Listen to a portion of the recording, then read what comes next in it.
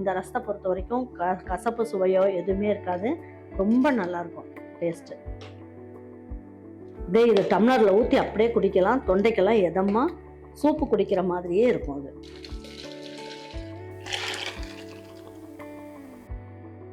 எனக்கே பார்த்தீங்கன்னா இன்றைக்கி கோல்டு நல்லா இருக்குது. அதனால நான் என்ன பண்ண போகிறேன், இன்றைக்கி நம்ம வீட்டில் வந்து தூதுவளை கீரை இருந்தது. அதை வச்சு தான் இன்றைக்கி ரசம் வச்சு சாப்பிட போகிறேன்.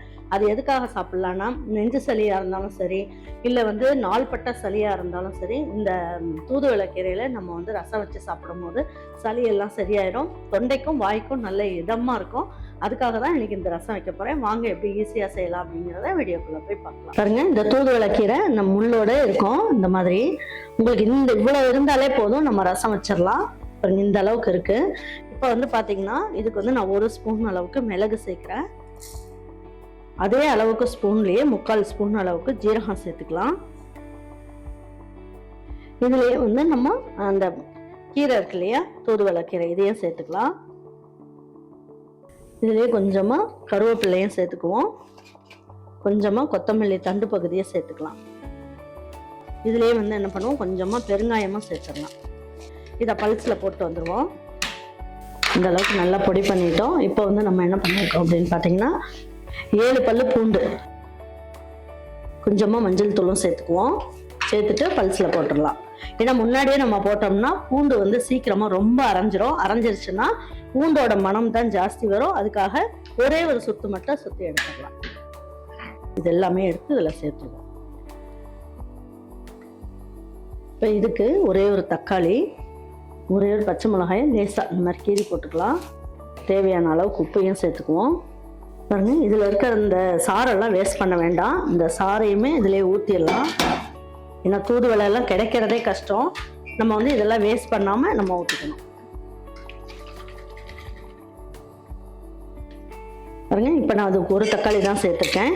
இப்போ புளி வந்து ஒரு எலுமிச்சம்பழம் அளவுக்கு புளியை நல்லா ஊற வச்சிருக்கேன். அதையும் இதில் சேர்த்துடலாம்.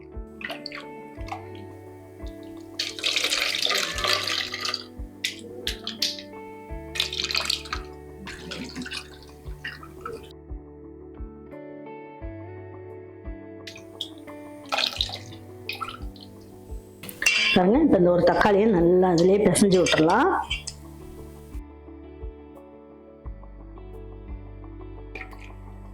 பாருங்க, இப்போ தேவையான அளவுக்கு தண்ணி ஊற்றிக்கலாம். நல்ல 1 லிட்டர் அளவுக்கு தண்ணி ஊற்றிக்கலாம்.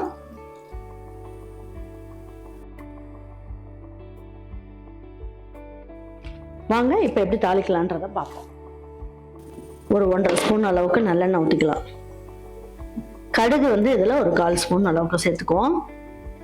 வெந்தயம் ஒரு பிஞ்ச் அளவுக்கு இப்படி சேர்த்துக்கலாம். தாளிக்கிறதுக்கு போட்டுக்கலாம், நல்ல வாசனையாக இருக்கும்.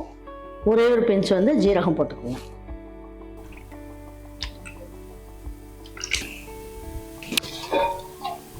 ஒரு இனுக்கு வந்து கருவேப்பிலை சேர்த்துக்குவோம். இதெல்லாம் நல்லா பொரியட்டும். இதில் ஒரு 4 மிளகும் இதில் சேர்த்துக்குவோம். சேர்த்து நல்லா அப்படியே பொரிய விட்டுடலாம். ஒரு நல்ல மனம் கிடைக்கும். இதில் ஒரு இனுக்கு அளவுக்கு கருவேப்பிலை சேர்த்துக்குவோம். ஒரே ஒரு காஞ்ச மிளகாயை நல்லா பிச்சுட்டு போட்டுக்குவோம். பாருங்க, இப்போ இந்த ரசத்தை இதில் ஊற்றிடலாம்.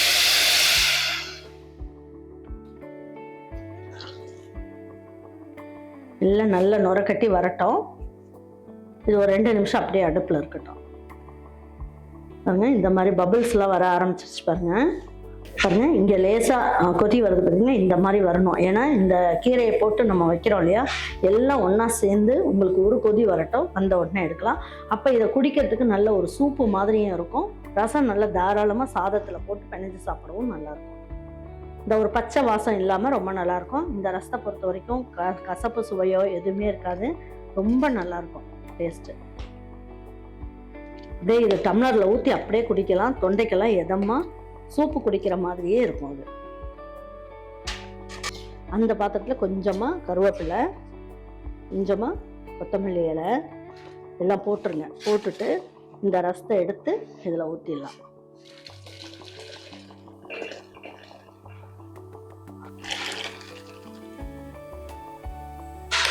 நல்லா கலந்து விட்டுக்குங்க.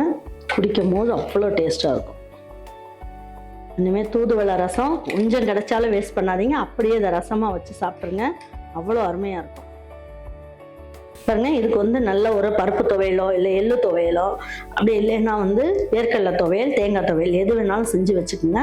செஞ்சு வச்சுட்டு இந்த மாதிரி ரசத்தை வச்சுக்கோங்க. வேறு எதுவுமே தேவைன்னு அவசியம் கிடையாது.